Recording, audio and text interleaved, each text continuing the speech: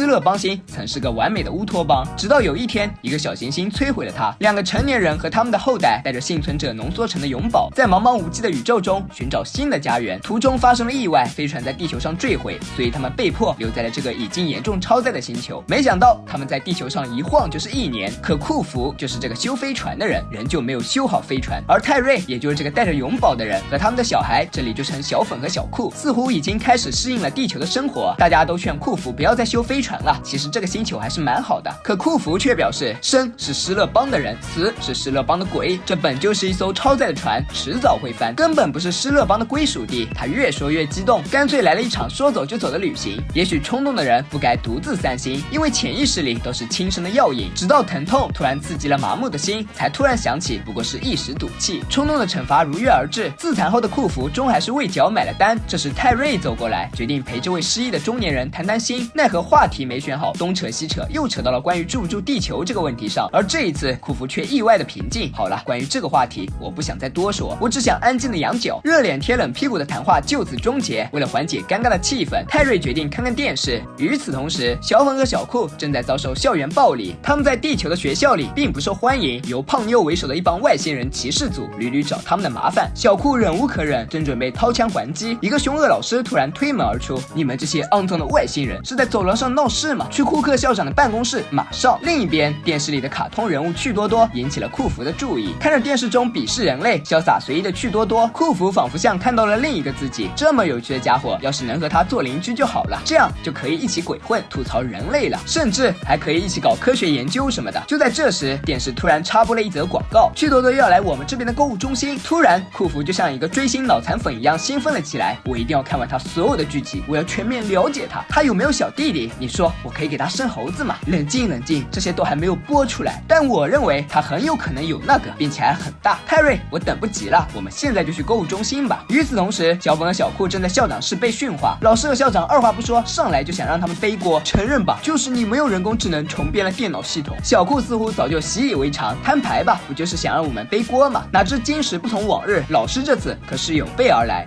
可是我的2只手都在呀。那这是怎么回事？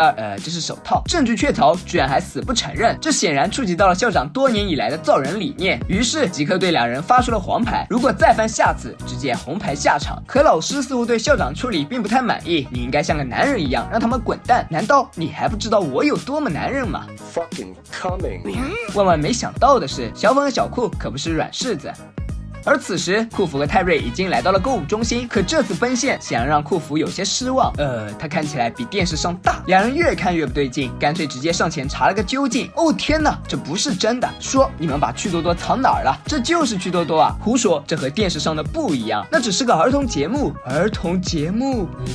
随即2人被赶了出来。不可否认，这次奔现对2人的打击太大了。被欺骗过的人往往再难以相信任何事情，那颗受了重创的心急需做一场自欺欺人的荒诞们。不愿意面对现实的库弗随即用喷射量子器根据趣多多里的剧情感知出了心中那个完美的趣多多。激动的心，颤抖的手，我是你的好基友，难道你是我刚交的朋友？3人生活的甚是愉快和潇洒，可好景不长。没想到库弗和泰瑞竟然是传说中的霸道总裁，趣多多的一言一行都得按照他们的想法执行。另一边，小粉和小库正在为他们抓来的胖妞吵架。小粉认为从小就有这种报复心理是不对的，可小库却表示人不犯我，我不犯人，人若犯我，弄死再说，这是在犯法，你会被抓去坐牢的。错，我可是未成年人。一般来说，和女人吵架，他们必定吵不过就动手。哦，糟了，他要去告老师。与此同时，库弗3人已经到了迪巴，灯红酒绿的夜晚摇摆着有趣的灵魂，血腥玛丽碰撞出今夜不回家的火花。那个你曾深爱的人啊，竟然悄悄坐进了别人的包厢。万万没想到，只是点个酒的瞬间，趣多多便找到了新欢。库弗当即宣布主权，他是我用喷射量子器造出来的，所以他是我的。可趣多多却表示万物皆可造，我有我的道。这场挚爱争夺战，库弗和泰瑞俨然成了被甩的那方。被甩的痛感来得太突然，2人像是丢了罪的小学生，满头飙出脑浆小外星人。出力勤俭的库弗赶紧查查度娘，上面说我们可能是苛勤过度，痴癌晚期，怕是熬不过今晚了。不，我还不能死，我还有很多事没有做，我还没有穿过女装，没有尝试过奥利给，甚至我都没好好谈场同性恋或者是三角恋。越想越不甘心的失恋二人组决定去看看那两个男人到底比他们强在哪里，也没什么特别的，不应该呀，我们再走近点。哦，我操，你们居然跟踪我！哦，看看他们居然模仿我们，场面一度很尴尬。可能无下限的践踏旧爱也算是作为新欢的一种特殊快感。往昔点点滴滴如沐春风般的回忆终都埋在了一句去他妈里。而一段无果的姻缘中，最怕遇见那个甘愿吊死在一棵树上的人，因为狠心的人已经开始了新生活。而库弗和泰瑞还惦记着那个绝情的趣多多，情节太苦，所以他们决定再造一个趣多多。可什么样的因结什么样的果，什么样的心造什么样的趣多多。虽然这个趣多多看起来是不太健康，可好在还不至于影响蹦迪。于是两人立即拖着趣多多二代，准备去那三个贱人面前炫耀一番。但万万没想到的是，当两只趣多多碰面后，竟然合体了。顿时，一只丑陋无比的究极趣多多出现在他们面前，并且袭击了迪巴里的人们。随即，究极趣多多冲出了迪巴，开始袭击整个城市。麻烦打包，外带2杯酒，我们要去看看热闹，谢谢。看着他们两人一手造就的怪物，人们应该会谅解我们吧？放心，我们可以说那是人类的变种人。与此同时，小粉和小酷正在进行日常拌嘴。这时，电视里突然插播了一则新闻，原来是胖妞的寻人启事。小粉顿时被吓得狂飙脑浆，警察在抓我们呢，我们该怎么办啊？这时，胖妞向他们开出了条件，放了我，说不定我能让警察给你们安排个好监狱，容了他吧。我去拿酸水很快就位，可胖妞迟迟不肯松手。放轻松，不会太痛苦的，我们只是把你回炉重造，下辈子你就是个美少女了。你们能不能只清空我的脑子？脑子是什么？而就在小粉和小酷研究脑子时，库弗和泰瑞急冲冲的跑了进来。你们见过激光缩小枪吗？还有，你们为什么掀起了同学的头盖骨？他在学校里面欺负我们，我们讨厌上学。可似乎小孩子的烦恼在大人面前不值一提。谁管你们喜不喜欢？遇到不如意的事时，切记不可感情用事，为所欲为。比如再造一个趣多多。总之，你们不能杀同学。我们没想杀他，不过就是想切除个脑叶什么的，哪用那么麻烦？一罐可乐给胖妞醍醐灌顶。我是谁来着？就这样，一直教就行了。看见可乐如此的奇效，小粉表示非常不解，为什么人类还很爱喝这东西？找到了激光缩小枪，库弗和泰瑞赶紧冲到一线。尽管枪法确实有点感人，好在还是成功打中了怪物。看见被制服的怪物，库弗突然大彻大悟：我们不能把自己的需求和欲望强加在其他生物上。库弗和泰瑞带着究极趣多多来到了购物中心的上空，从哪里开始就在哪里结束吧。这时，趣多多的新欢们突然赶来，他们希望库弗和泰瑞将这个究极趣多多送给他们，但他是个怪物啊，我们不建议他的美丑是否残暴或者有什么副作用，他只是我们爱的趣多多。随即，在两人的欢呼下，究极趣多多纵身一跃，投入了真爱的怀抱。你有没有觉得整件事情我们才是反派，我们是外星人，不走寻常路？回到学校的小粉和小酷依旧是老师眼中的问题学生，但爱找茬的胖妞似乎再也没有办法找茬了。可乐的神力可真不是盖的，这些蠢人，看谁以后还能抓住我们干坏事儿？抓住什么？我们是说，没想到保洁大叔竟然推测出了小酷他们对胖妞所做的一切，这个人由不得啊！傍晚，库弗和泰瑞买来了全家桶，一家人坐下来边吃边聊。似乎趣多多事件对库弗的影响很大，尽管他口中还是充斥对地球的差评，但他却意识到了，不管身在何处，一家人在一起才是最重要的。用多少个趣多多也不能代替。吃饱喝足，大家各自就寝。小粉认为今天最大收获就是惹怒了库弗，却没被修理。小酷则认为我们就不应该绑架小孩。说完，小酷点开了密室，从现在开始，我们只缩小成年人，坏人失踪，应该没人会注意吧？是吧，清洁工先生？世上人儿千千万，要想讨好太艰难。鹬蚌相争，渔翁利，人心叵测勿试探。恶人自有恶人报，玻璃世界风云现。一大早要去扔垃圾的库弗又忍不住发飙，说了不准永宝吃糖，他会生病的。知道了，我不会给他糖了。那你给了几次？哎呀，就一次。这时敲门声打断了吵闹，原来是业主协会发来的新规。库弗细细看了看，禁止丢大型试验废弃垃圾，禁止养不明物种的爬行宠物，所有附着在房屋上的宇宙飞船必须和房屋颜色相称。什么狗屁规定，分明就是冲我们来的。库弗一怒之下，一脚踹向旁边的垃圾，一股不明废气窜了出来。库弗边追边抱怨道：这样明目张胆针对，说明邻居们讨厌我们。可泰瑞却不赞同，那为什么我走在大街上还有那么多人看我？于是为了让泰瑞看清现实，库弗决定放出自己的新研究成果——纳米机器人。在夜色笼罩下，库弗和泰瑞潜入了城市供水站。可毕竟是头次干这种见不得人的事，所以触发了警报。好在这里的管理员是泰瑞的熟人，计划自然进行得很顺利。原来库弗是想将他的纳米机器人放入城市供水中，让人们在悄然间喝下有纳米机器人的水。这些机器人会收集他们大脑里的信息，然后随着尿液排出，最后再流回供水站。解释完毕，管理员带他们来到了供水池。库弗倒料，泰瑞搅拌，因为不能让纳米机器人结块，否则他们会有自己的意识。于是很快，纳米机器人像病毒般在城市中弥漫开来，他们进入人体和红细胞，一起四处流窜。首次纳米轮回很快结束，库弗和泰瑞赶紧来到水库打捞满载信息的纳米机器人，而一旁的管理员表示很疑惑：你们怎么确定能打捞起全部的纳米机器人呢？这个好了，开个玩笑而已，我又不是警察，放轻松，要不要来支红双喜？从打捞回来的纳米机器人里，泰瑞认清了现实，没错，邻居们好像都不怎么喜欢他们。看这个人居然不满我们家永宝在他家草坪上拉屎，在草坪上拉屎又怎么了？那算什么？社区超市里的2个人还抱怨我在买东西时的问题太多了，我可是外地人，我怎么知道他们卖的都些啥？嘿，快看，这个叫泰瑞的人居然恨你！ Oh shit， 他是谁呀？面对邻居们对他们的种种不满，库弗觉得大事不妙，所谓远亲不如近邻，邻居们的讨厌很有可能会成为他修飞船的绊脚石，所以他决定想办法讨好邻居们。于是库弗立即着手对现有数据的研究，决定从那些对他们的好感度还不算太差的人着手。看着库弗周密的部署，泰瑞非常兴奋，看来很快我们就会讨喜了。亲爱的，你准备好了吗？你说那个吗？差不多吧，那我准备好了，现在就来一发庆祝一下吧。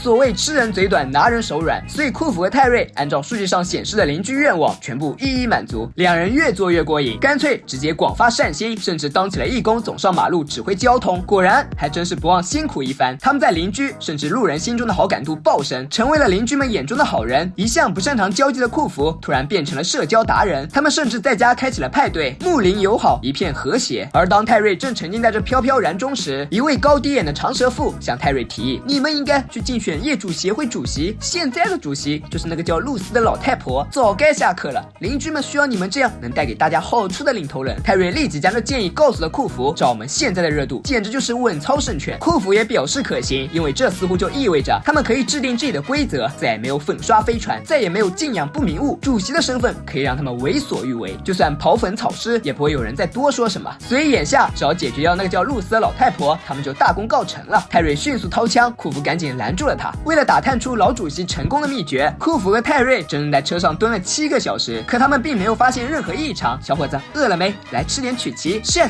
他在恐吓我们，能不能下来帮我换换成人尿布？他是魔鬼吗？这不会就是传说中的无招胜有招吧？泰瑞顿时有点慌，库弗即刻表示没关系，我还有一招，升级纳米机器人，这样我们就能得到更多的信息。于是2人赶紧回到了实验室，在库弗片刻的操作下，纳米机器人很快升级成功。殊不知升级后的纳米机器人居然有了复制功能，残留在水库中的纳米机器人很快集结，好在管理人及时打伞，但真的会有这么简单吗？升级后的纳米机器人果然带感，他们几乎知道了所有市民想要什么以及他们的秘密，甚至是他们潜意识里的东西。可泰瑞表示那些都不重要，重点是找到了露丝的弱点，这是我们唯一的盲点。那个老太婆不喝水，但是这些都已经不重要了，毕竟一切都在我们的掌握之中。他马上就是前业主协会主席了。很快到了竞选之夜，泰瑞和库弗的拉票进行得非常顺利，局势几乎成一边倒，而旁边的露丝却好像只当他们在放屁。就在2人觉得大势已定时，议会厅的大门突然被打开，一坨乌漆抹黑的东西向他们走来。Oh my god， 竟然是纳米机器人！纳米机器人随即自荐候选人，显然对于库弗和泰瑞来说这是个劲敌，因为他也同样拥有那些信息。2人即刻表示拉票环节已结束，说着就要拉纳米机器人下台。可就在这时，管理人也赶来了，他表示他是这家伙的第1位支持者，因为这家伙带他去吃了顿他心心念念的牛排。接着纳米机器人趁热打铁，一段风趣幽默的拉票词扭转乾坤，随即纳米机器人甚至还现场圆梦。眼看纳米机器人势不可挡，库弗即刻冲到话筒前，这家伙之所以知道那么多，是因为他在你们尿里泡过，他一直在监视你们。你们真的想选一个去过你们底底或者其他器官的人吗？面对库弗的爆料，纳米机器人非但没有恼羞成怒，反而将计就计，就地甩锅。他将库弗和泰瑞背地里干的一切事详细的说了出来，最后一针见血的指出他们2个就是骗子，只是在利用你们。不，我们只是是在造福社区，不然我们怎么能知道泰服需要一间新屋来装他的气体娃娃呢？放你的屁！我只和活人睡觉，我喜欢两个人紧紧包裹在一起的感觉，以及那些逼真的叫喊声。纳米机器人随即表示，如果要说了解，最了解你们的人是我。于是，一场社区大爆料即刻展开，那些隐藏在人们心底深处的秘密，以及见不得人的事情，全部被一一曝光。顿时，会场一片混乱，一场外星人与机器人的对决即刻拉开序幕。就在这鸡飞狗跳的时候，讲台上突然传来了露丝的声音：“老娘在这里住了30年，谁还不知道谁那点破事儿？但邻里之间不该说这家长倒那家短，以和为贵才是相处之道。在外奔波打拼，谁不是想图个安稳？想过平静的生活，就选我。”可三人还不死心，还想试着用好处换回人心。这时，一个小白脸打断了他们：“你丫的是谁呀？我是你爸爸泰勒，想怎么样？你就是那个恨我的泰勒，怎么想打架吗？”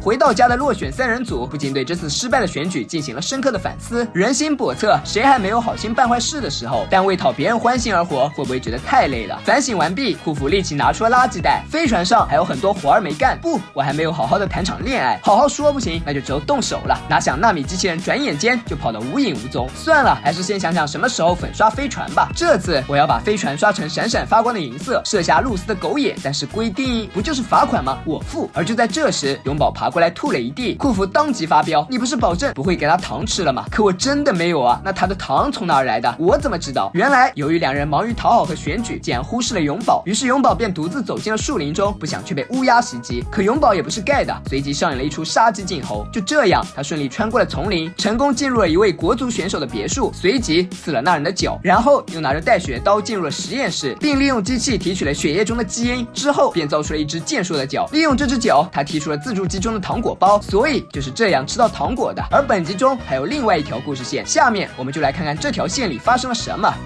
由于建造了玻璃格子间，所以小库不断用缩小枪抓来那些令他感到不爽的人类，并陆续关到玻璃箱中。小粉感觉小库可能有点走火入魔了，所以他决定拯救小库，随即利用大脑控制装置来提高小库对人类的好感度。于是他藏起了小库的激光缩小枪，决定带他看看人类的美好。首先，小粉决定从小库最讨厌的老师着手。果然，在大脑控制器的作用下，平常那个恶煞煞的老师竟然变得温柔起来，并向他们承诺下周的体能测试他们两个可以免测。看吧，人类并不是都很不友好。可小库却表示这只是个巧合。为了进一步对小库洗脑，这次小粉决定带他去找那些老是欺负小库的冲浪小子。结果是必然的，因为大脑控制器，这又是一场友好的结局。这次的所见所感似乎对小库起作用了。感谢你，让我明白了你不仁，别人才会不义。你不会是假装喜欢人类来骗回你的缩小枪吧？小库极力否认，并表示非常期待下一站他们又会去哪里感悟。小粉极力在脑海中搜寻那些欺负小库的人，以便对症下药。哪想小库这次决定自己选位置，没办法，小粉也只好硬着头皮上。这次他们来到了一家满是混混的酒吧，小粉有点慌，本想找个借口骗小库回家，奈何小库入戏太深，非得要去见识一下。可结果也是必然的，无法对症下药的小粉根本没有办法控制这些人。而玩得兴起的小库不到黄河心不死，他拉着小粉冲上台，打断了这群烂人的狂欢，所以被揍也是必然的。两人慌乱的跑进酒库藏身，小粉终于绷不住了，他如实向小库澄清了一切，但局势已经无法逆转了。两人被这群恶霸从酒库里抓了出来，小库被迫放出大招，一场腥风血雨势在必行。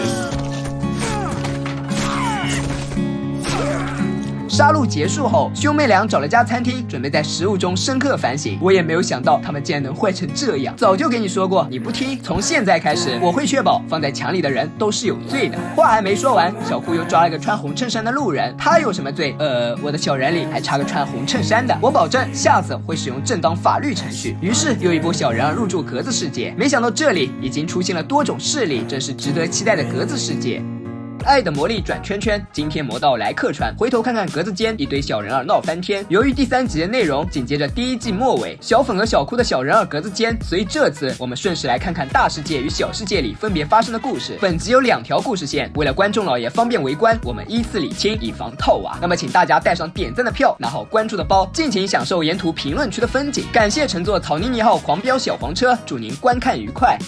修飞船一直是库弗心头的刺，修不好飞船看什么都不不顺眼。进入飞船更年期的库弗撞上啥心都不操的枕边人泰瑞，以及2个擅长火上浇油的崽子，做男人还真是累啊。库弗本来打算举办个蛋挞派对，增进家庭温情，没想到3人一声不吭就要出门。你们要去哪？去同学家开派对，听说今晚会有魔术表演。我的炫酷魔术师名册上将会出现第1个签名。看见花痴般的小粉，作为家长的库弗决定重新树立孩子的价值观，是时候揭开魔术背后的骗局了。于是库弗决定和他们一同前往。4人很快到达了派对现场，易怒是更年期人必备的日常，慢点。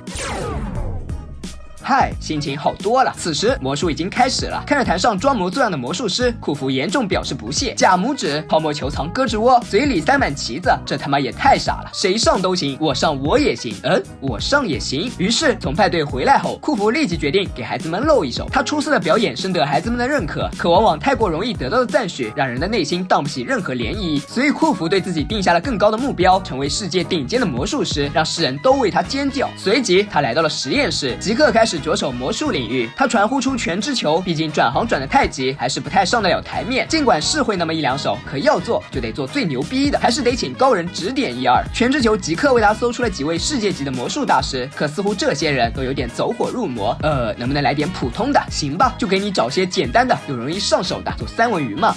计算机降低这货25%的不耐烦情绪，挑3拣4后，库弗终于找到了满意的师傅。师傅很快对他进行了摸底考试，库弗使出浑身解数，可仍旧跳不出及格圈。老师表示，你这就是照葫芦画瓢，完全没有一点自己的风格。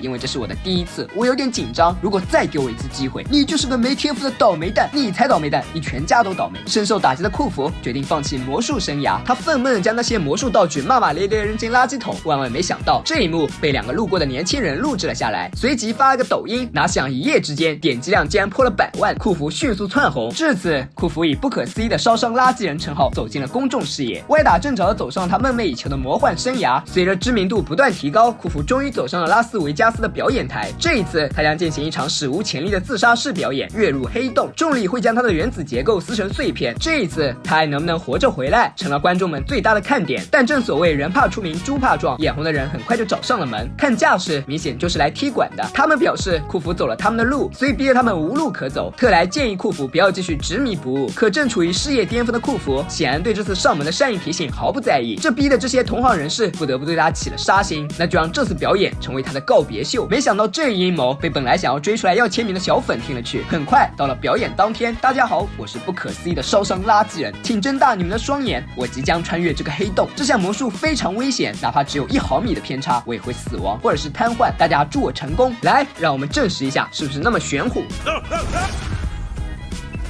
接受完表演前采访，库弗来到后台化妆。这时泰瑞带着孩子们冲了进来，将这场表演幕后的阴谋告诉了库弗。奈何库弗油盐不进，认为他们就是嫉妒心太强，随即让保安将他们拖了出去。被赶出来的3人决定从侧面出击，既然库弗说不听，那就只有去阻止那些要害他的人了。表演如期而至，压轴大戏万众瞩目。与此同时，泰瑞已经找到了杀手们，可面对敌方强大的装备，泰瑞选择做了个怂鸡。好在教子有方，育儿有道，长江后浪推前浪，小库闪现割喉。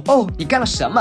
我忘记了，你是个未成年人，所以没关系。谈话间，表演已经开始，库弗纵身一跃，可能心理压力有点大，角度没选好，跳偏了。库弗当场经脉爆裂而亡。逝者已逝，活着的人还是要节哀顺变。一家人为他举行了庄严肃穆的天葬。念完追悼词，泰瑞亲自放出了神圣的秃鹫。你们只抓到了1只吗？是啊，因为太难抓了。突然有一天，那个时常在眼前晃的人，连声再见都没有来得及说，就匆匆赶往下一世。那些平凡而又温情的瞬间，才会突然显得弥足珍贵。逝者已矣，活着的人还得向前。往后的日子1分为2，一半是我的，一半留给你。就在大家决定完成库弗生时的愿望，修飞船时，库弗突然从后院跳了出来。一家人齐拥而上，高声欢呼。可库弗却迫不及待地开始分享起了他的重生之法。在他抛家弃子，独自前往拉斯维加斯后，他偶然间看了那部名叫《惊天魔盗团》的电影，情节实属感人。而他也突然明白了家的意义，所以他雇佣了一些18线的魔术师来参与这个假装自杀的魔术。那你是怎么装死的呢？库弗解释道。接着我又看了《惊天魔盗团2》，在这之后我又读了《致命魔术》这本小说，所以我想到了克隆人这个方法。所以死的只是个克隆人而已。没想到这竟然骗过了所有的人，没死人这是皆大欢喜。好了，我们来继续说说修飞船的问题。以上就是第1条故事线内容，接下来我们再来看看第2条故事线。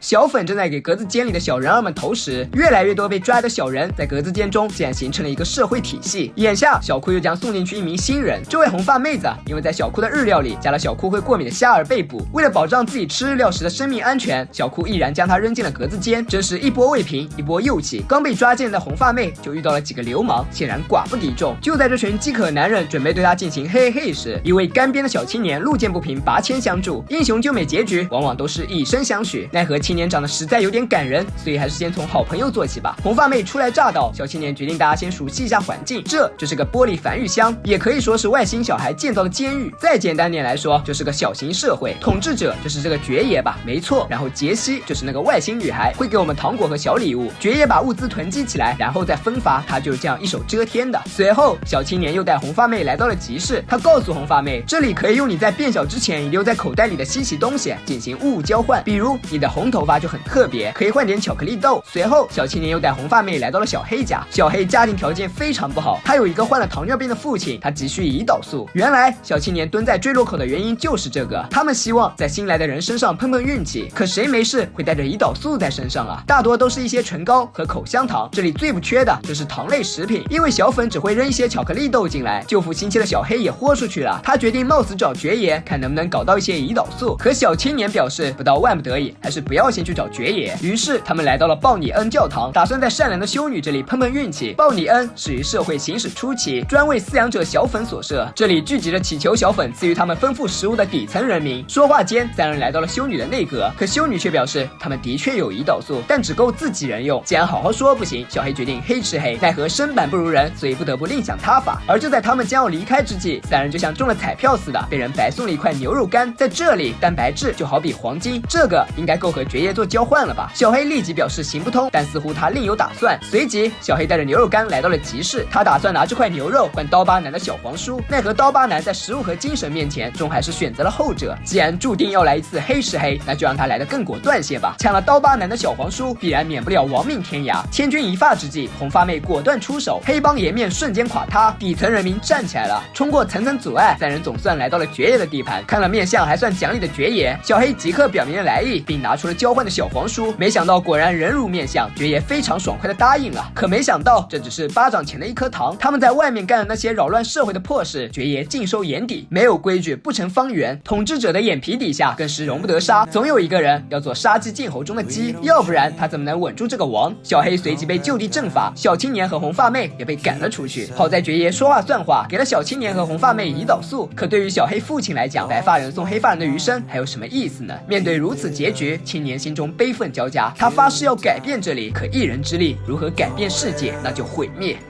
我修飞船是信仰，一天不休闷得慌。你看摩托怎么样？抱歉无意把你上，手足无措神色慌，那就塞入电烤箱，回炉重造果然好，完好无损真是棒。一大早泰瑞不免又惹库弗发了飙，不帮忙就算了，还他妈差点弄死我。好啦亲爱的，这些都不重要，想想我们马上就有辆摩托艇了，今天下午我们就是炫酷的小哥哥，我们将挑战秃头魔那个。想想左手一个辣妹，右手一个亚麻得，哦我什么都磨过，就是没磨过那个。于是在泰瑞的诱导下，库弗突然神清气爽，并反省到也许我不该有那么大的压力，发那么多的脾气。可刚刚你说的话似乎就像是放的屁，看来焦虑易怒是库弗的人设。万万没想到的是，愤怒还有上限，一旦攒够了愤怒值，一个红色的邪恶傻汉就会诞生。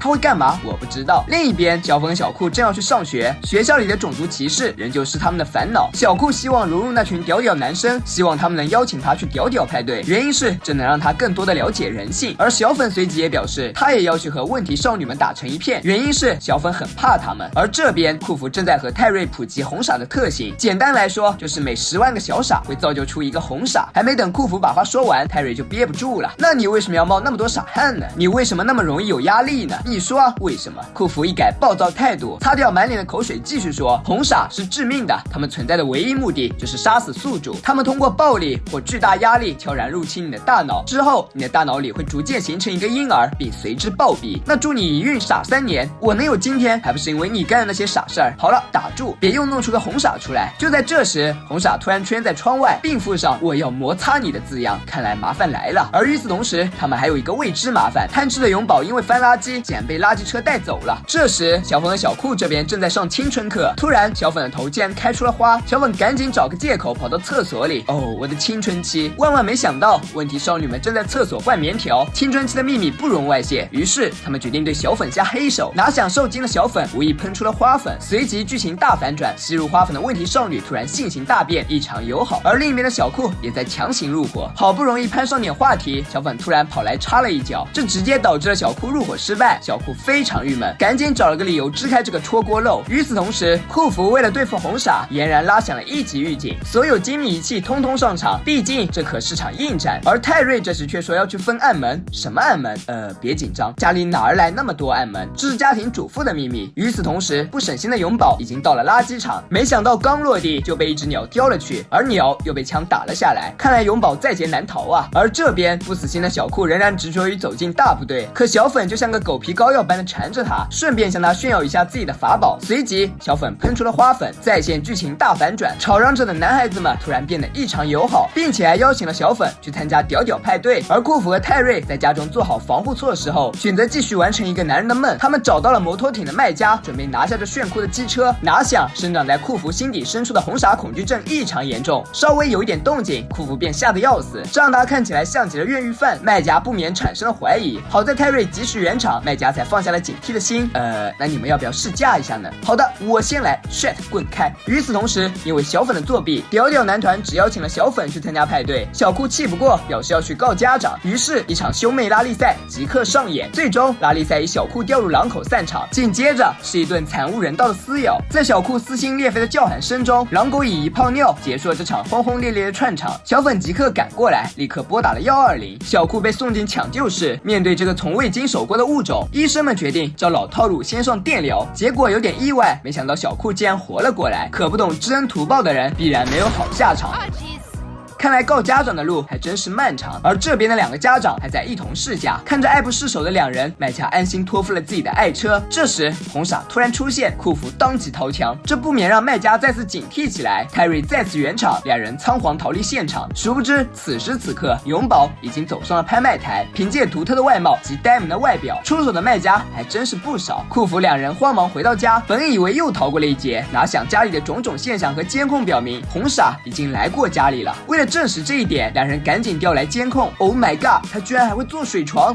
不，那是我做的。但眼下最要紧的是，卖家即将送货上门，要是让他看见这些乱七八糟的摩托艇，就完蛋了。看着酷服头上狂飙的傻汉，泰瑞赶紧提醒酷服不要中了红傻的圈套，你越慌对他来说越有利。对，还有千万不要给孩子们提起红傻的事情，他们受到惊吓又会睡到我们床上了。而这时小酷和小粉突然回来了，可正当小酷要上去告状时，没想到小酷头上长出的花包打断他们的告状。小酷一改之前的态度，并嘱咐小粉千万不要告诉泰瑞和酷服，要不然泰瑞会受到惊吓，又会来霸占我们的床了。小酷深知花包的奇效，兄妹俩化敌为友。接着是秘密人士们首次的会面。嘿，今天过得好吗？挺好的，你们呢？差不多吧，也没有什么红傻之类的东西，我这也没有什么头开花的事情。啥？没事。心心念念的摩托艇如约而至，红傻亦然。泰瑞赶紧支开卖家，即刻抓捕红傻。哪想红傻转眼跳上了卖家的车，红傻成功拿1血。看见搞死了人，泰瑞显然慌了，怎么办？我不想坐牢，没有那个，我怎么在监狱中说服那些壮汉？可纸终究是包不住火的，2人还是选择直面罪过。由于案发现场没有发现任何蓄意谋杀的迹象，所以警方以灵异事件宣判此案了结。这时小粉和小酷也来到了他们心心念念的派对现场，随即2人分头行动。小粉即刻找到了他的塑料姐妹们，小酷也不甘示弱，即刻放大招。结果是必然的，花粉病毒成功让屌屌男孩一改之前的态度。而永宝这边的状况却和2人产生鲜明的对比，被金主买到他，被关进了宠物笼。可似乎这一家人根本没有察觉到永宝不见了。虽然酷服和泰瑞逃过了一劫，但一想到人逍遥在外的红傻，酷服依旧狂飙傻汉。如果不抓住红傻，2人必然永无安生之日。身为男人，光彪悍是没用的。酷服决定揭竿而起，势必结束这场惊心胆颤的躲猫猫。可眼下他们根本无从得知红傻的下落。泰瑞突然灵机一动，他可是你压力的产物，所以他很有可能潜伏在让你感到最有压力的地方。库弗突然眼前一亮，随后便带着泰瑞来到了万圣节仓库，因为库弗一直想不明白这些东西是怎么卖出去的，绕一大圈其实就是库弗怕鬼。看着库弗头上狂飙的汗，看来是找对地方了。没想到惊喜来得如此突然，他们真的在这里发现了红傻，两人赶紧掏枪追击。此时此刻，屌屌派对正值高潮，因为花粉的控制，几乎所有女生都成了小粉的拥护者。小库这边也同样，他现在可是屌屌男团中的 C 位。兄妹俩对现在的这种状态满意极了，两人在卫生间中互诉真心话，情到深处时必然有个应景的抱抱。哪想两人的花苞受情绪的影响，双双喷洒随即混合，没想到混合的花粉竟然惹出了大事。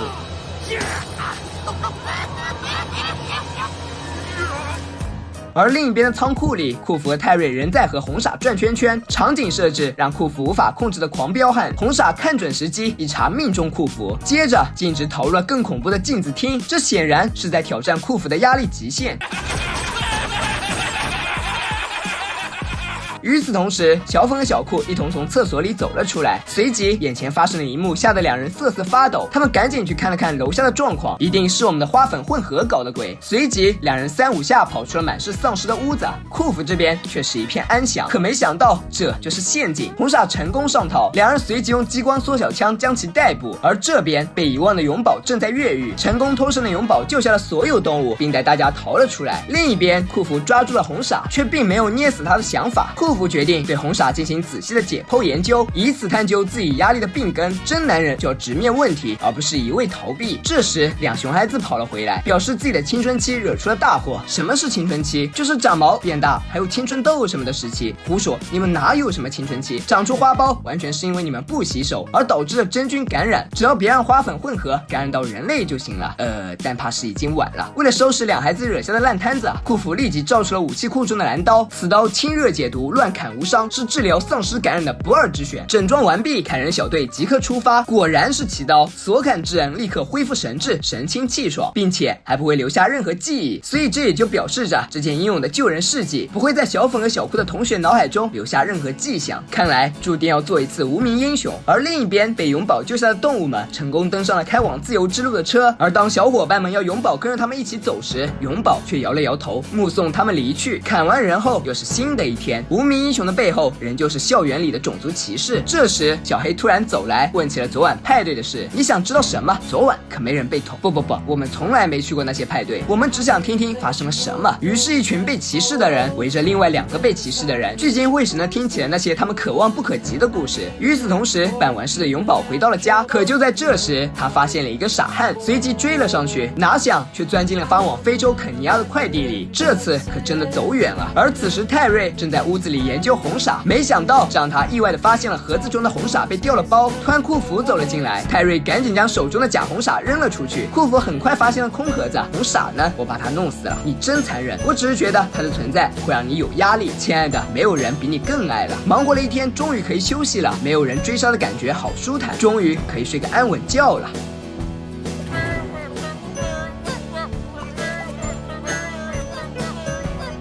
而此时，地球的某个沙滩上，红傻正策划着杀库弗计划。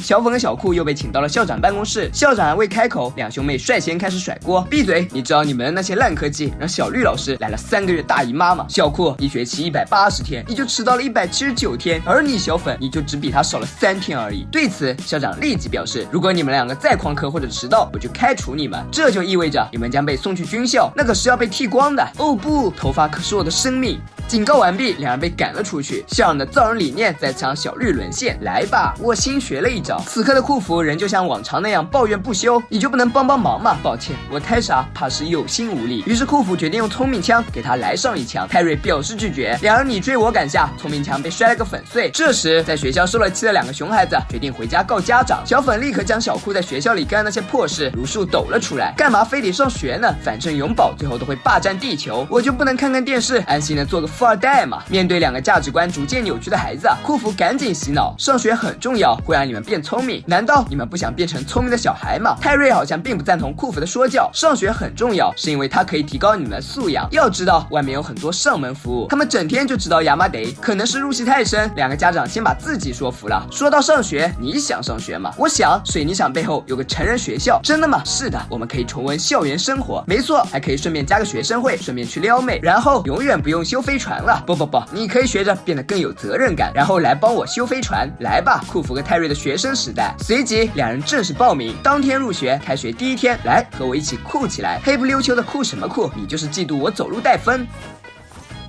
What 还他妈酷！库弗本想利用上学来改变泰瑞的惰性，没想到泰瑞竟然是为了研究经典大学电影题材。上学就是享受，期末考试我抄你的就行，不要总是抄捷径。可对于懒久了的人来说，库弗的一腔肺腑之言完全就是在放屁。我的笔记就拜托你了，我先晒个太阳。与此同时，小粉小库也来到了学校，但是难道是算错了日子？假期还没结束，整个学校竟然空无一人。今天真好，没人叫我晾蛋，我也不用躲在厕所假装自己有排泄工具。原来走了这么一大截，小库竟然没发现学校里根本没人，这是怎么回事？我想这是校长对我们的考验，看看没人管的情况下，我们会不会迟到或者换课什么的。又整这些套路，面对好学生挑战，两人迎难而上，浪子回头金不换，铃响就往教室钻。学生礼仪记心中，食不言语细嚼咽，体能训练不可少，劳逸结合功倍翻。与此同时，泰瑞这边的大学生活也不赖，新学期新气象，新人该有新模样。老师的话当屁放，随心所欲我为王。库弗深感无药救，拜托你别太放荡，我的大学我做主，少管闲事是正道。可扰乱课堂还不算大学的模样。泰瑞又想出了新招，够了傻子，没人喜欢你的飞盘。可打脸就是来得如此突然，从此飞镖不离手，上门服务随时有。多人运动不是闷，只要时间管理溜。长期的多人运动使泰瑞疲惫不堪，可他仍乐此不疲。废人没必要救了，还是得关心祖国的花朵。小粉和小库如实的告诉了库弗他们的现状。库弗表示，这应该就和他们猜的一样，这是个考验思维构架的测试。得到了库弗的肯定，接下来就是解决老师的问题。我们要用知识鄙视对方，做对方的老师。这主意不错，老娘录取了。于是小老师课堂正式启动。小粉的第一课是莎士比亚是否是绕舌鼻祖。水火不容的兄妹两人竟然探讨的甚是愉快，看来小老师策略果然是正确的。而另一边的泰瑞在多人运动中醒悟了过来，日夜操劳太伤身体，还是找个实在一点的爱好比较靠谱，比如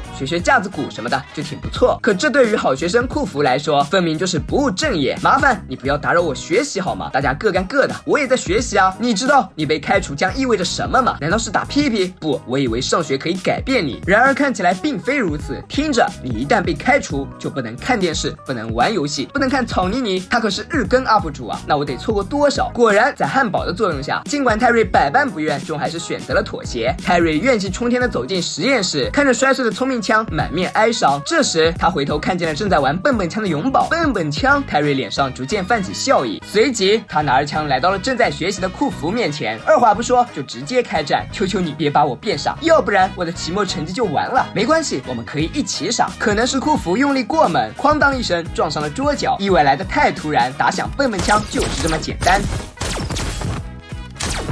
从此兄弟一起傻，智商节操是路人。小老师课堂仍在继续，今天是有趣的化学反应。这一次他们仍旧没有偏离绕舌中心，万物皆可绕，化学也难逃。正在兴起处，下课铃打响，小库换上场，小粉细听讲，欢乐小课堂，我说怎样就怎样。与此同时，变傻的库弗和泰瑞一起掀起了校园派对的狂欢。快来摸摸这里！不久，小库和小粉完成了阶段性测验。来，你的95分，你的33分，我们都突破自我了。拿着成绩单的两人震惊微坐，以为考验就此结束了，哪想周围依旧没有一个人。兄妹俩随即反应了过来，原来根本没有什么考验，那我们不是白干了是吧？那我们现在怎么办呢？想不想大干一场？我憋很久了。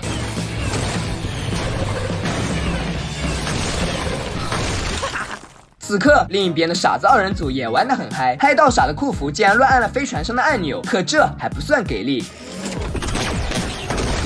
紧接着冰冻岩浆器也失控了，庞大的液体四处流窜，整个城市顿时一片汪洋。看见闯下了如此大祸，泰瑞瞬间慌了，他拉着神志不清的库弗喊道：“别闹了，你是唯一了解冰冻岩浆的人。”可现在的库弗只是个单纯的傻鸡。绝望边缘，泰瑞突然想到了聪明枪，恢复库弗的智商，眼下只有这个办法了。似乎这就像一场身份互换，泰瑞似乎变成了从前的库弗，可学渣的体质反应却不能一时改变。专注，当你没有感同身受过时，你将永远不知道当时自己那讨人厌的模样。这次说闭嘴那个人换成了泰瑞，而往往你和那些看似很难的事情中间，就只差了一次专注而已。没找到修聪明枪的方法，泰瑞阴差阳错的学会了修岩浆反应堆，于是他快速换好装备，交代遗言，毅然赶赴前线。岩浆器是修好了，可随着岩浆的消散，那些被冻住的人也消散了。而此刻，校长和小绿老师正在学校的餐厅里解锁新姿势。兴起之时，小峰和小酷误入，两人同时跪地，开始胡说八道。校长随即将两人赶了出去。咱俩完蛋了，你说他们会不会把我们的事情说出去？他们好像看见了我正用舌头带你冲向云霄，看来我们得痛改前非了。说吧，多少钱可以封住你们的嘴？不，我们要的是 A， 所以给你们 A， 你们就能忘记那些巧舌如常、欲扬先抑、天花。好了，你们俩可以上荣誉榜了。随即，小峰和小酷回到家，泰瑞忙得不可开交。我把受害人的灰扫到一起，重新变成娃娃，虽然有点麻烦，但能让他们再活一次，真好。你们呢？去干嘛了呀？我们抓到2个老师在啃屁股，所以他们给我们所有课程都是 A。随即，泰瑞嘱咐两人不能开厕所门，因为他将库弗关在了里面，在他没变聪明之前，还是别把他放出来了。那他现在蠢到什么地步了？我也就用笨笨枪打了他10次左右。哦，那但怕8辈子都不能出去了。过了一段时间，库弗看起来似乎没有那么疯癫了，于是大家决定把他放出来。可哪想，这不过是一种假象。现在的库弗处于戒间性疯癫，为了保险起见，大家还是决定将他再关一阵子。看来恢复之路还是非常漫长啊！外面的世界闹得天翻地覆，玻璃间重要的小人也不清闲。自小青年决定要改变这个格子世界后，便逐渐组织起了一支革命队伍。他们只针对爵爷，从不滥杀无辜。偶然间，他们得到了爵爷地盘的详细地图，于是革命大队决定劫富济贫，做一回无名英雄。行动即刻开始，他们先袭击了守门的大汉，接着又干掉了拦路的蜘蛛，最后终于来到了爵爷的粮仓。可眼下还得有个人去爆破防盗门。小青年本想亲自上，可一旁的长脸男却一把抢过炸弹。很久以前，我是711的员工，不咋地的那种，但是在这里不同，我可以像英雄一样死去。放心，这个爆破难度不高，你可以在……小青年话还没说完，大长脸就高呼着冲了上去，迅速放上炸弹，然后站在了炸弹旁边。别劝我，没有时间了。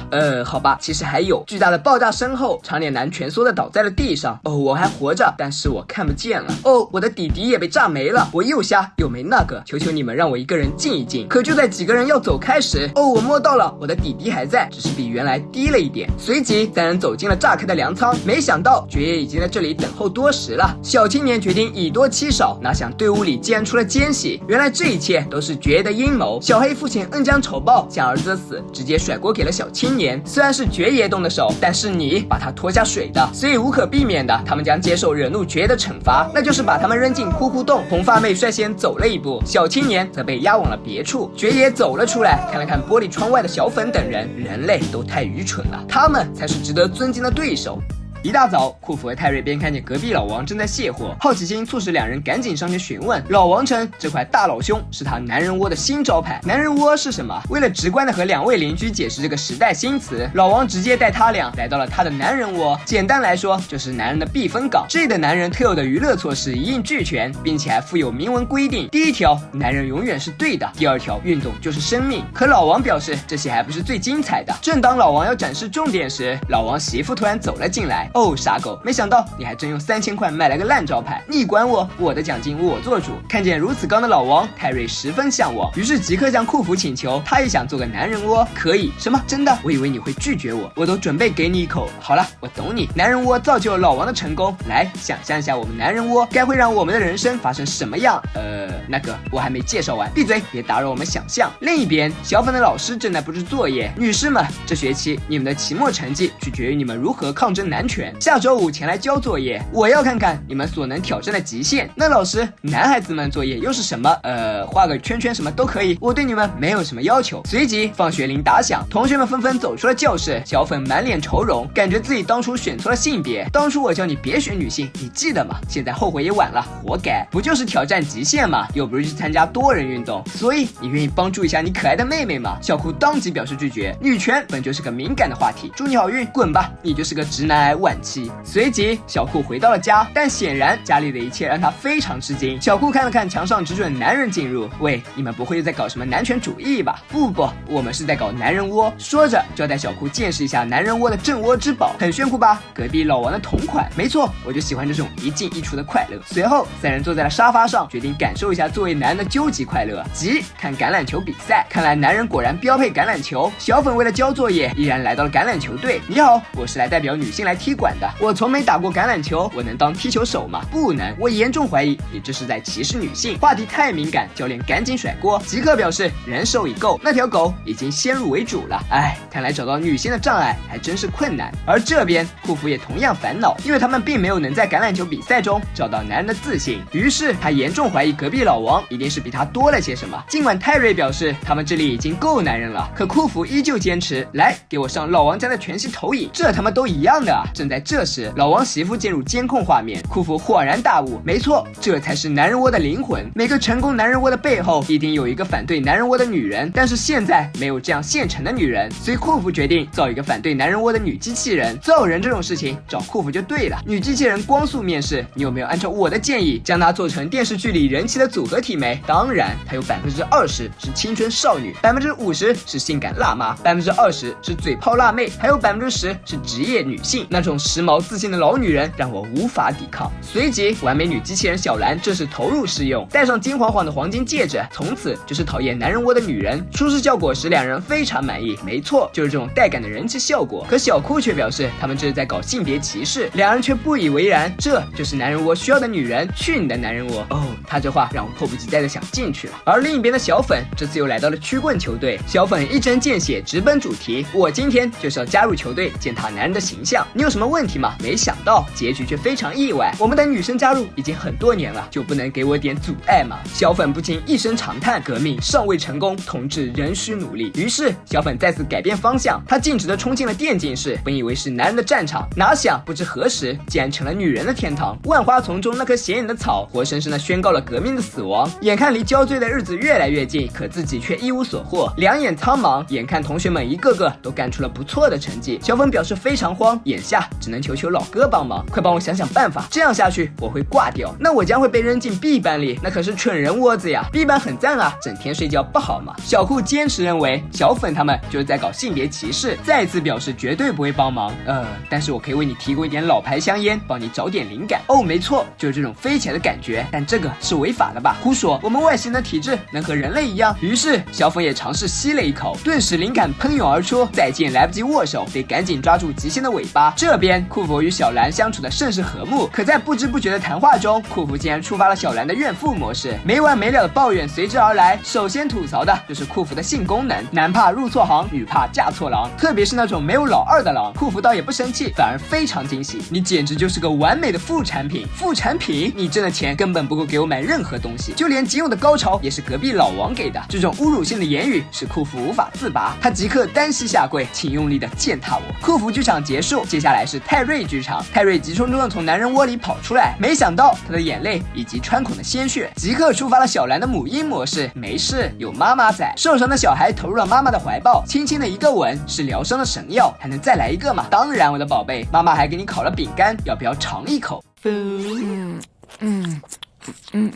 而此刻的小粉正在秘密进行着他的极限挑战。小兰的完美设定是库弗和泰瑞深陷其中，我喜欢他一针见血直击男人的痛处，我从来没觉得被虐是这么爽。泰瑞却表示他与库弗不一样，他着迷的是他无微不至的母爱以及无处不在的关怀，可我们造他是特地为了鄙视男人的，要不要我们改一下男人窝的规则，带上他一起嗨？这个提议即刻得到了泰瑞的肯定，随即男人窝为女机器人敞开了大门。万万没想到，进入男人窝的小兰在一次次自我设定的否定中崩盘了。变异后的他只有一个程序：消灭男人。他掏出火箭炮即刻开打，转眼间库弗和泰瑞的男人窝变成了一片废墟。拿完医水的小兰随即走向了城市，打一枪换一个地方，哪里有男人哪里就是战场。另一边，小粉发出的海报收到了不错的成效，放荡不羁的海报让这群男孩子们全都误以为创办这场禁止女生入内的派对是个男神，殊不知他们都是禁止歧视女性的拥护者，这次来就是为了怼主办人的。他们极力要求求小粉下台，小粉苦苦哀求，表示他没有恶意，一切只是为了完成作业。可男孩子们不依不饶，甚至自己上手开撕，见事态有些控制不住，小粉赶紧开溜。而此刻外面的世界已经乱成了一片，库弗泰瑞免不了又要为自己搞出的烂摊子收场。即使抓捕的气势很旺，但眼下根本找不到肇事方。突然库弗灵光一现，找不到他，那就引他上钩，走去那个最大最蠢的男人窝。随即躁动的音乐停止了小兰的轰炸，小兰成功上套。原来库弗和泰瑞所说的究极男人窝就是电玩场，小兰杀戮模式全开，这注定又是一场你死我活的轰炸。终极大对决不期而遇，库弗即刻下令务必摘下这个女魔头手上的能量戒指。泰瑞就地取材，打算以沾沾手决一死战。而就在双方正打得火热时，小粉突然冲进了战场，你来干嘛？完成作业啊！随即小粉找到正躲在角落的老师，本想以情动之保住60分，哪想老师根本不知道小粉是个女娃。难道你都没发现我戴了个蝴蝶结？哪个女孩子是绿皮肤？哪个女孩子嘴长这么大？随后看清真相的老师表示，现在补救还来得及。小粉即刻领悟了老师的寓意，我明白了，真正的女强人要敢于战胜最强的女机器人。与此同时，库弗和泰瑞的沾沾手战略正在瓦塌，千钧一发之际，小粉突然冲了出来，干嘛非得杀男人呢？这和杀人机器有什么区别？来吧，放下机关枪，做回那个真正的自己。真正的自己？对，我并不是只杀男人的机器，我还可以杀女人。就在这时，趁小兰分神，泰瑞赶紧出手，一举拿下戒指。没了驱动器的小兰很快死机，库弗赶紧上前收尸体。可就当库弗刚要拿下小兰的戒指时，他却纠结了，因为他竟然发现他爱上了小兰对他的侮辱和嘲讽。库弗无法杀了他，但现实不允许他们生活在一起。再三纠结后，库弗决定将小兰关进集装箱，并且为了表示这不是一种监禁，库弗还特地为其配备了一个男人，这样集装箱里的日子应该不会无聊了。毕竟小兰的设定就是讨厌男人。关上集装箱的门，顺便再埋进坑，坑里是那个让人上瘾的人。从此锁上了受虐的门。这时小库也回到了家，随即报告了自己这周的情况。看来大家都过得比较充实，真是皆大欢喜。殊不知一场劫难又突袭而来，因为小粉老师这周布置的作业是找一个种族主义者教训一下他们的恶行。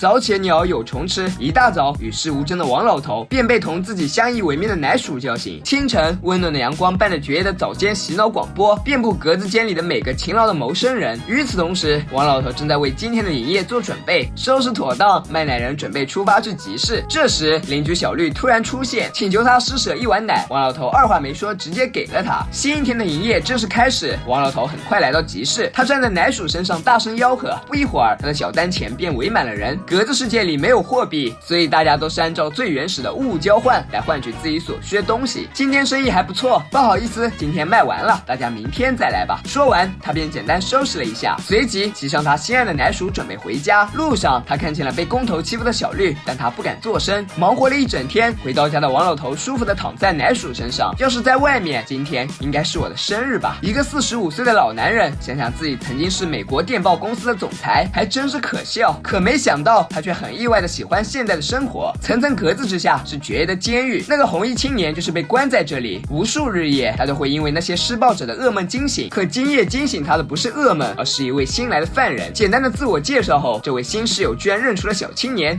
你是起义军的发起人蒂姆。小青年万万没想到，当时他组建的起义军如今已经大规模发展开来，并且室友告诉他，所有的起义军都还在等他，希望他能写一些东西给那些拥护他的人。再三考量后，小青年毅然的拿起了纸笔，将这些日子积累在心中的那些心里话全部一一道了出来，针针见血，句句灼心。所有的矛头直指爵爷，并且他表示自己将不再执着于墙外的世界，他选择接受这里，他要让大家相信这个世界会因为他们而变得更加美好。就这样，日复一日，逐渐健壮的体格宣告着时机已成熟，于是他们决定动手了。来人啊，救命啊，我的朋友不行了！狱卒赶紧前来看看情况。室友趁机偷袭，小青年顺势抢家伙，哪想室友转眼成了人质，于是他不得不放下武器。本以为计划宣告失败，可没有想到监狱突然被炸开。红发妹，你还活着？别说屁话，快走！紧接着，红发妹带他来到他们的总部，这里的家居设备看起来很高端。红发妹称这是《宋飞正传》里的情景布置，可能小库正在追着剧，所以在网上淘来了这些东西。也许又因为后来放弃了这部剧，所以便将这些装备丢进了格子间。后来这地方被他发现了，所以便用来做了起义军的新窝点，并且在小青年被关押的这些些日子里，起义军发展迅速，现在几乎每层都有他们的人，他们势必要让爵爷下台。就在这时，情报员传来了新消息，他们拦截到了爵爷的食物分配名单，从上面可以明显看出，上层的分配比下层人多了很多。红发员即刻让情报员将消息散布出去，并且让电力局的人和锅炉局的人务必降低效率，是时候给爵爷施压了。突然，广播里传出了爵爷的声音，原来恐怖分子们在他的海报上画弟弟，并且还不是很大很长的那种，而是有一定角度的公关地。我的确是那种爱自嘲的人，但是也不是没有底线的。看来大家还是太无聊了，放着那么多事情不做，居然有空画弟弟。于是爵爷当即下令，所有底层人实行2班制，并且现在由于布料短缺，所有人必须交出自己的内衣。广播完毕，爵爷开始照常问政。没想到正聊到关于怎么样处理粑粑问题的时候，手下的手下来报，随即手下告诉爵爷，蒂姆越狱了。你说越狱？他只有3厘米高，他连酸奶盒都逃不出去。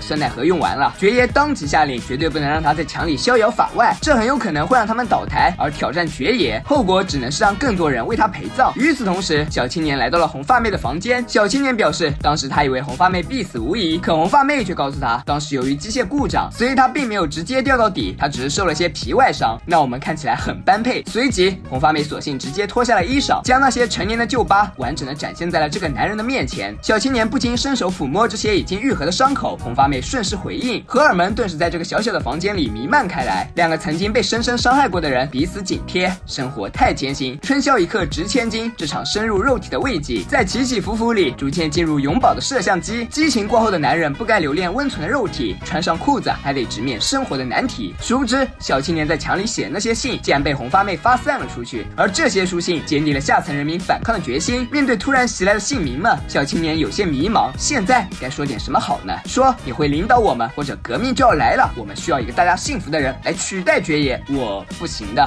但没有别人了。原来小青年还被困在上次起义的心魔中，他不想再害任何人死去，于是大家决定再给他一些时间，感恩节后再谈。所谓的感恩节，就是为了感谢小粉赐予他们食物而设定的节日。王老头也正在为这场盛大的节日聚会做准备，因为这天他的营业额势必将会创下新纪录，并且他还为这次聚会研制了新品鼠奶酒。盛大的聚会如约而至，修女在台上一一讲述了小粉一直以来对强民们的馈赠，一场盛大的祷告仪式正驶向高潮。小青年和他的室友也乔装混入其中，祷告很快结束。随即爵爷上台发表演讲，第一步先吹嘘在自己的统治下人民安居乐业，社会欣欣向荣；第2步歌颂小粉的恩德；第3步斥责小粉已经很久没有放粮了，这才导致了下层人民的艰苦。不得不说，这个锅还真是甩得好。可就在这时，爵爷的手下发现了小青年，他当即向他开了一枪，打响枪法实在感人，顿时现场一片混乱。手下赶紧再继续打响第2枪，可还是逃不过菜鸡的命运。这一次他打中的是小青年的室友，小青年赶紧抱起室友，准备倾听他的遗言。请你记住，我会永远记得我们在牢里互撸的日子。好，我知道了。还有每次撸的时候，我的心里全部都是你。我表示很荣幸。如果有一天我们来次真的，稳住呼吸，我想和你在睡床上再看看你可人的小屁。混乱中，红发妹救下了修女，并将她带回了总部。她希望修女能够说服自己的信徒站在他们这边，助他们一臂之力，一举推翻爵爷的暴政。原本修女是拒绝的，可当她看见那个叫蒂姆的男人时，她就沦陷了，因为她也是蒂姆之心的迷妹。于是，一场伟大起义揭竿而起，点燃希望的火把，停止奴役的步伐，百因必有果，你的报应就是我。万万没想到的是，这次与世无争的王老头也决定加入大部队。被压抑的正义之心终于等到了发挥的时刻了。来到爵爷的大门前，小青年率先扯下内裤，点燃扔出，成功打响了起义的第1炮。烧焦的内裤味道从通风管道迅速传到了爵爷的办公室。画弟弟就算了，现在还让我闻他们的内裤，是时候给他们上点颜色了。愤怒的爵爷拉开底层的水闸，自来水滚滚袭来，迅速淹没了地层。大家赶紧往上爬。这时王老头想起了自己的奶鼠，他迅速返回家，好在奶鼠还没有被淹没。王老头赶紧救助他，并带他游向安全地带。哪想在通最后一个关卡时，由于奶鼠太大，根本没有办法通过。眼看水就要漫上来了，紧急时刻，奶鼠自动放弃，闸门关上了，人们安全了。可王老头的奶鼠却再也不会睁开眼睛了。一次贸然的起义几乎葬送了大半底层人民，爵爷的暴行再次成为起义的星星之火。浩浩荡荡的起义军直逼爵爷的大殿，殿外注定是一场你死我活的杀戮。红发妹一招破城，起义军顺利进入大殿。哪想殿内还有最后一关，爵爷手下依然放出润滑剂，暂时打滑了起义军攻坚的步伐。随即而来的是各种打砸，起义之路再次被焊住。擒贼先擒王，红发妹当即对爵爷大将发起了单挑之剑。可毕竟是个女流之辈，遇见莽夫难免吃亏。千钧一发之际，王老头一箭穿心，小青年成功攻下爵爷的大殿。小青年走进爵爷的内殿，可里面却空无一人。这时，小青年发现了王座背后的洞，他从洞里探出头，没想到这个洞只通外面的世界。爵爷成功利用洞口脱身，这时红发妹赶来，看着洞，红发妹恍然大悟，爵爷之所以能称霸格子间，原来是因为他可以自由出入这里，弄到任何这里所缺的东西。但是他还是决定待在这里。那当然，他在这里是王，出去顶多是个儿科医生。红发妹随即决定将这个好消息告诉所有人，希望大家都可以逃出去，寻找变大的方法。小青年随即打开了广播：爵爷死了，我们胜利了。你在说什么？小青年继续着他的精彩演讲，而红发妹逐渐走向了死亡。为什么？人们没必要知道这个出口。这个世界挺好的，难道要跑出去被小鸡吃掉？还有谢谢你让我掌握了命运。随即，小青年将红发妹从洞里扔了出去，之后再打理好一切。爵爷的老臣们很快走了进来，他表示他不会在意他们过去做了什么，他只想今后好好统治这里，并且小青年即刻宣布，今天被定义为红发纪念日，因为红发妹在与爵爷的抗争中献出了宝贵的生命。杀戮之后，蒂姆的时代开始了。一白遮百丑，一胖毁所有。泰瑞日常健身进行中，突然库弗跑来，原来是永宝变成了。那关我什么事儿？这是你的职责，我来修飞船，你来照顾永宝。橙色的永宝代表灭亡，而这就意味着他们重建失乐邦的任务将失败。显然，宝妈泰瑞根本不知道永宝变成的缘由。幸好库弗早有准备，他表示在撤离失乐邦时，曾将饲养永宝的注意事项写在了卡片上，并且装进了钱包。但问题是，钱包找不到了。库弗突然想起来，当时他撤离时并没有带钱包。所以库弗即刻决定启用时光机回到过去，把钱包带回来。就在这时，永宝突然产生了异样，看来任务刻不容缓。库弗即刻做准备，而所谓的时光机其实就是一双高科技鞋子，它能让穿戴者回到过去。这玩意儿也就只要110亿美元而已。库弗随即向泰瑞详细解说使用说明，因为一旦使用错误，他们将摊上大麻烦。库弗一条一条的念，泰瑞一愣一愣的听，左耳朵进右耳朵出。嘿，你再听没？在那个说什么来着？你继续说。另一边又玩幻象舱的小粉又忘了关门，小库趁机溜了进去，他打算翻看一下小粉进来的运行记录。你这是在侵犯隐私，偷来的东西才香，不是吗？你个小变态！万万没想到，小粉竟然在幻象舱里造出了好人版的他。同名不同姓，我叫曲妹来，会梳辫子，会做面包。初次见面，请多多指教。他从小趣这里得知，原来在小粉眼里，他从来都不是个好哥哥。他给我说，你拿他去和女巫换 PSP 游戏机。对呀，可女巫没干啥呀。他还说你老是嘲笑他走路的样子，像这样子，你能憋住吗？我能憋住，不服来打我啊！是可忍，孰不可忍？嘴炮模式即刻启动。几次交手下来，小库发誓他一定要让小粉喜欢上他。与此同时，这边的库弗已经讲到了第58条注意事项。泰瑞身心俱疲，两眼昏花。喂，刚才我说到哪儿了？不能乱摸东西，不然会融化。可不能乱摸东西，那怎么能拿回钱包呢？别操心，咱们还有小叉叉。带上小叉叉，启动小写写，走进小洞洞，重返失乐邦。故人重返家园，逝去的记忆挑动心弦，一草一木都是思念。背井离乡的人啊，怎能不伤感？岁月是把杀猪刀，从前的自己是多么的苗条，只怪地球饮食好，一不小心长了膘。随即，两人找到了当时遗落下的钱包，欲将其打回飞船。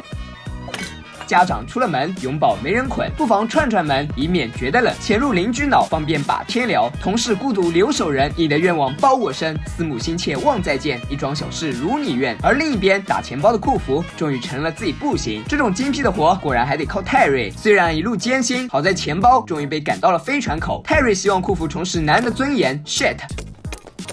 随即，两人马不停蹄地赶了回去。原来永宝变成橘色，是因为吃了橘色的东西。我好像是为了他一个南瓜饼。心底的石头终于放下了，走路都是轻快的步伐。初次成功穿越的喜悦洋溢于表，没想到下一块石头却紧跟而上。家里竟然突然冒出了一个陌生的同类。面对这个突然走进他们平淡日子的第三者，库弗非常恼怒：“你谁呀？我是万宝啊！”全家福照片无疑是铁铮铮的事实。库弗，你怎么突然胖了？还有你的弟弟去哪儿了？面对空降的第三者，总要有个冷静的人来解释一切。经过库弗反复研究、细细调查，最终给出了究极结论。没错，这段时间万宝一直和他们住在一起。库弗猜测，应该是他们打乱了时间流，而产生的后遗症，也许是把钱包还给过去，就可以解决这个问题。为爱，为彼此，为两人世界，他们势必要将这个万宝送回过去。事不宜迟，两人赶紧行动。准确的时间，准确地点，现在只要把钱包打回去就可以了。桥就是那么简单。完成使命，两人火速返回。殊不知，此刻的小库正在尝试走进妹妹的世界，奈何当惯了霸道总裁，转型暖男还是有点困难，聊天不欢而散。这时，库弗和泰瑞突然空降。万宝，这里有叫万宝的人吗？没有。Yes， 我们成功了。我是指他出去办事了。现实是残酷的，万宝并没有消失在他们的生活中，甚至还拿出老鼠恐吓他们。士可杀不可辱，看来消灭小三路还非常漫长，死了的人是没法穿越的。所以眼下他们必须搞清楚万宝是怎样在那场大灾难中活下来的。谁想到时间穿越这么复杂呢？那是谁的锅？反正不是我的。不想看似将要闹僵的关系，却被当初两人的初遇打破。青梅竹马，两小无猜，那时的日子是多么的美好。煽情的话还是少说，毕竟还有正事要做。库弗决定两人分开行动，库弗跟着从前的泰瑞，泰瑞跟着从前的库弗，因为两人都记不得见过万宝，所以才要互相监视对方。而另一边，永宝的圆梦之旅也进行得非常顺利，他利用返老还童术将老奶奶变回了孩童时期，心心念念的母亲就在眼前，那个当初来不及的拥抱，现在终于补上了。脑海中的回忆层层递进，往昔的美好历历在目。邻居奶奶如愿以偿，她终于记起了妈妈的模样。激动无比的老人深感无以为报。我家厨房里有个上了防童锁的储存箱，麻烦你帮我拿出里面的2节5号电池和一只魔笛。另一边，初次转型失败的小库又来到了幻象舱，转型之路不取点金还真是不行。没关系，承认自己辣鸡是通向不辣鸡的第一步。讨好第一是带他去他最喜欢的地方玩，即巴士灭菌酸奶店，打招呼拍拍手，生生世世好朋友，这些都是什么狗屁东西？显然无基础的小库需要小趣从简单模式授课，于是小趣即刻命令幻象仪来个小粉的全息投影。好了，从对他微笑开始。如此狰狞的微笑，还是来喝杯咖啡压压惊。分头行动开展的非常顺利，泰瑞紧跟库弗监视着他的一言一行，没曾想让他意外的发现，库弗背地里竟然嘲笑他太没文化装大咖。同样的，库弗也紧跟着泰瑞，谁曾想这狗子竟然骗他自己是他的初恋，那这妖艳贱货又算是什么东西？与此同时，小库这边的转型课初见成效，小区老师深表欣慰，所以决定送他复仇者贴纸以表奖励。小库大喜，随即学神乖的小库决定来自实操演练，首先要温柔的打招呼，其次要赞美他的穿着。小粉一脸懵逼，这还是他那个好吃懒做、争强好胜的哥哥吗？另一边，库弗和泰瑞双双怒气冲冲的来找对方讨个说法，隐私公开，面具摘下，哪有什么完美的伴侣？大家不过各取所需，逃避寂寞而已。这边初试成功的小库赶紧给老师报告成绩，可万分感谢过后，却是一句删了你。原因是小库并不想让小粉知道，为了讨好他，自己竟然还拜师学艺。果然是教会徒弟，饿死师傅。善良过头的人往往都没有退路，往日的师生情在翻滚后的拳头里消失殆尽。这场你死我活的较量，终是由那个狠心人收了场。与此同时，库弗和泰瑞也打累了，因为他们都想通了，不合适就分开，何必还要互相伤害？可就在这时，他们看见了可爱的孩子。回想起这一路，虽然磕磕碰碰、吵吵闹闹，可这才是一家人的样子，不是吗？往昔的回忆涌入脑海，那些逝去的岁月里，他们风雨并肩，互相照拂，愤怒被柔情扑灭。往后余生，还是得两个人相互搀扶。煽情的话还没说完，那个小三就已经出现了。修真的时机来了，插他！小叉叉上前就是一棒。小三之战拉开序幕，双方势均力敌，不分伯仲。可2对1的阵仗势必会占很多便宜，小三节节败退，小叉叉步步紧逼。那边是10万火急，这边却是浓情蜜意。小事出身的小库决定乘胜追击，可彬彬有礼的谦谦君子等来的却是一记割喉。原来小粉坚定的认为小库是幻象舱里的小趣，一刀毙命，一枪收拾，杀得干净，走得洒脱。随即小粉匆匆回到家，看见倒在血泊中的哥哥，可他却突然发现这个才是小趣。小粉立刻暂停了幻象，面对弑兄的残酷事实，小粉不禁悲痛的教导：原来占卜里说的都是真的，悲痛在蔓延，杀戮在继续。僵持了大半局的小三之战终以多胜少收场，干掉小三的两人迅速回家检验成果，全家福是最好的证明，他们成功了。可突然袭来的震动即刻将两人从欢呼声中拉扯了出来，外面世界已然变了样，侏罗纪时代顺势登场。泰瑞心态非常良好，只要没有小三，爱咋地咋地。奈何世事弄人，怕什么来什么，那个不要脸的小三再次震撼登场。你不是死透了吗？没办法，长太丑，连阎王都不收。原来是泰瑞的老情人救了他，现在小三是老情人的新欢。没想到接下来的消息更加劲爆，小三告诉他俩，失乐星根本就没有爆炸，而他此次前来的目的就是把他们这2个叛徒抓回去裁决，罪名是乱用小叉叉。突然小粉从屋里走了出来，随即又是一棒重炸，我亲手杀了亚麻来。可尖叫还不止于此，接着小三还告诉他们，等他们离开后将即刻引爆地球。面对接连而至的打击，小粉崩溃了，不可能是这样样的。崩溃边缘，泰瑞叫停了一切。没错，不应该是这样的。你不觉得同时发生了太多不可思议的事吗？生活不可能是这样的，感觉一点都不真实。突现的小三，被杀死的亚麻来，施乐星没有爆炸，这信息量也太大了，这他妈太黑客帝国了。你是说我们正在做梦？没错，你说对了。可库弗却表示没人能将他困在梦里，当局者迷，旁观者清，说没有的人必定就是造梦的人。一场打醒群殴突然涌向库弗，一切来得太突然，拳打脚踢下的库弗终于承认了自己是在做梦。可就在这时，小库打开了幻象舱的门，一切真相大白，原来他们一直都在幻象舱里。紧接着永宝吹着笛子也走了进来，两位家长又为管理宠物的事吵了起来，一切似乎又恢复了往日的模样。可就在这时，永宝吹着吹着竟然变成了紫色，我们要不要告诉他俩？算了吧，他俩已经够紧张了，等下一季再说吧。